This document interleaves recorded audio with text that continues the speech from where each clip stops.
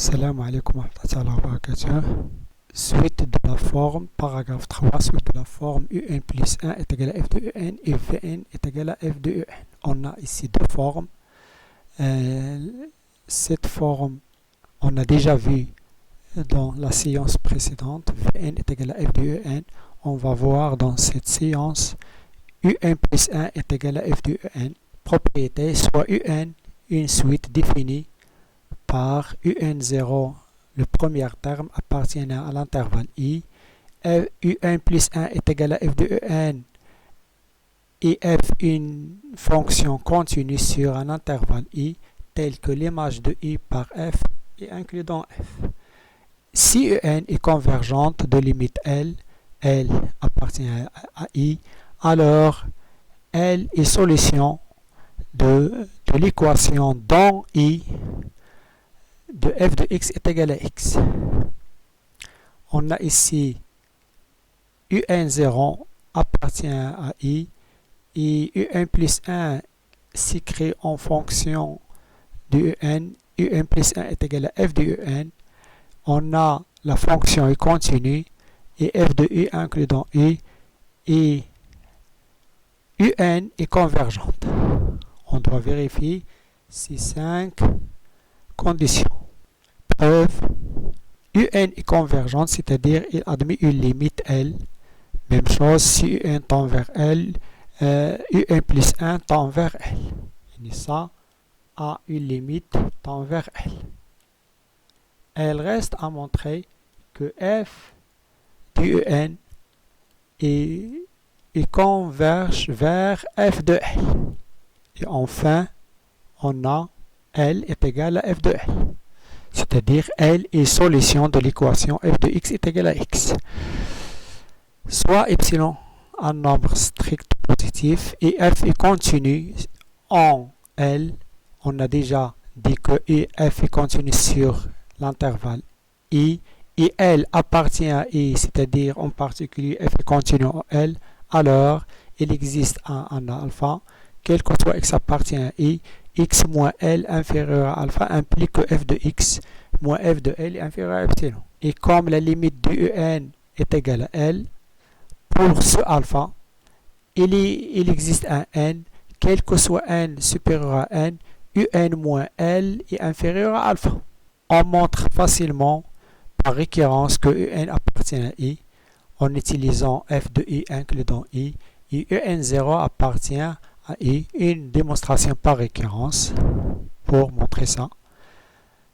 De l'eau, quel que soit epsilon, on va trouver un N0. Quel que soit n supérieur à N0. N0 ici, le max de N0 est N. Pourquoi le max? Pour que si N est supérieur à N0, on a N supérieur à N0, c'est-à-dire les UN sont tous à partir de N0 inclus dans l'intervalle I, et N supérieur à grand N, c'est-à-dire on a UN, quel que soit N supérieur à N, UN moins L est inférieur à alpha. Donc on peut remplacer X qu'on a ici par UN qui vérifie UN moins L inférieur à alpha, X moins L inférieur à alpha. Donc on va remplacer X par UN et on trouve f de UN moins f de L inférieur à epsilon. Et ça nous donne quoi? Il nous donne la limite de f de UN est égale à f de L. D'où on a montré que UN plus 1 converge vers L et f de UN et aussi converge vers f de L. Donc, d'après l'égalité ici, on a L vérifie l'équation f de x est égal à x, L est égal à f de L, c'est-à-dire L vérifie l'équation f de x est égal à x. On a un exemple ici simple.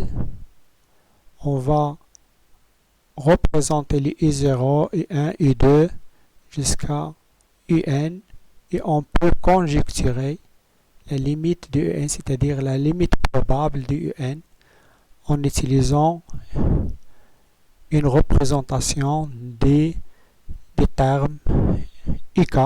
Troisième cas, suite adjacente. Troisième forme de suite, elle s'appelle les suites adjacentes. la définition des suites adjacentes, on dit que deux suites UN et Vn sont adjacentes si UN est croissante, l'un est croissante, Vn est décroissante, l'autre est décroissante, et la limite de la différence de UN moins Vn est égale à 0. C'est ça la définition de deux suites adjacentes. L'un est croissante, l'autre est décroissante, et la limite de la différence étant vers 0. Un exemple simple ici, essayez de montrer que UN et Vn sont adjacentes. Propriété des fonctions adjacentes. Si UN et Vn sont deux suites adjacentes, alors elles sont convergentes et ont la même limite. On va essayer de démontrer ça. On prend deux suites adjacentes, c'est-à-dire l'un est croissante, l'autre est décroissante. On peut supposer que UN qui est croissante et Vn qui est décroissante. Donc si UN est croissante et Vn décroissante, alors UN moins Vn est croissante, car UN est croissante et moins Vn est croissante, la somme de deux suites croissantes est croissante. Et puisqu'on a la limite de UN moins Vn égale à 0, car les deux suites sont adjacentes, une suite croissante admet une limite égale à 0, c'est-à-dire la suite est négative. C'est simple. Donc, si la suite est négative, alors UN moins Vn est inférieur ou égal à 0, c'est-à-dire UN inférieur à Vn. On a Vn est décroissante, donc le plus grand terme, c'est V0. Et UN est croissante, donc U0 c'est le plus petit terme. Donc on peut dire que UN est majoré par V0 et UN est croissante, donc UN converge. Une suite croissante, UN majorée, est croissante, donc il converge. Même chose pour Vn. Vn est minoré par U0 et il est décroissante, donc Vn est convergente. On a trouvé que les deux suites sont convergentes. Et on sait que la limite de UN moins Vn égale à 0, donc la limite de UN moins la limite de Vn égale à 0, c'est-à-dire la limite de UN est égale à la limite de Vn. Enfin, on a un exercice simple. Essayez de résoudre cet exercice.